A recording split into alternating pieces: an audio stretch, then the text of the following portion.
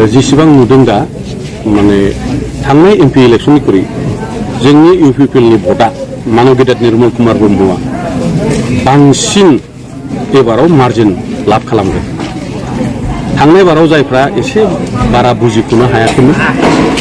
आरो इलेक्सन नालाय अनेक खोथाफोरखौ माने माबे नंगौ माबे नङा सम सम हास्लाबा हमनो खिन्थु इलेक्सननि उनाव साबसिन रायजो राजाफ्रा गोसोखौ माने गथा खालामनो हाबाय। खारन थांनाय बाराव देरहागोन जेनगोन देरहागोन जेनगोन बिदि मोनसे भाब दंमोन। 10 बोसोरनि उनाव जोङो जोंनि क'क्राझार लकसभाखौ जोङो देरहानो हानाया बे गोरलै बाथ्रा नङा आरो बे बेलायाव जोंनि रायजो राजानाव जथेस्थ' गोसोआव बोलो फैदों आरो गुबुन गुबुन राव रायग्रा एबा धोरोमारि जेसेबां जाथि जनगोष्ठी दङ दिनै इउपिपिएलआनो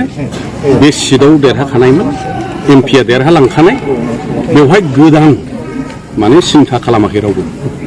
बुंनो हागौ गुबुन गुबुन राजखान्थि हान्जानि दैदेनगिरिफोरा दाबि खालामनो हागौ बुंनो हागौ खिन्थु बेयो एक्सेप्टेबल जानाय नङा गनायजानाय नङा। रायजो राजाया इउपिपिएलखौनो रुलिंआव थाखानाय जोंहा बिटिसिआवबो दङ दिसपुरावबो दं दिल्लीयावबो दं गतिके मानो भुल खालामनो खारन रायजोफ्रा जथेस्थ' साननो हायो बुजियो। मोनसे खोथाया गोनो गोथो लाबो हादों रायजोफोरखौ मालाबा हाग्रामाया बुंदों 80,000 भट लानो हागोन इउपिपिएलआ बुंदों 70,000 लानो हागोन कंग्रेसआ बुंदों 70,000 लानो हागोन नाथाय बियो माबायदि जाथाव थासारि बेयाव एसे सिगाङाव बुङाखै होनबा दाबि खालामनो हागौ बुंनो हागौ खिन्थु बास्तब जि सिनारि एबा मोगथांनि जि सावगारि बे मुथै नङा।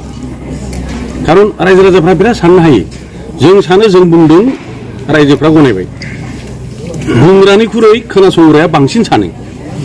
गतिके सोर दाबि खालामदों खालामाखै आरो मानव गेदेर हाग्रामा महिलारि बिथाङाथ' आंखौ बिपिएफआव थांफिनसिगोन होनाखै फैफिनसिगोन बेबो होनदों होनाखै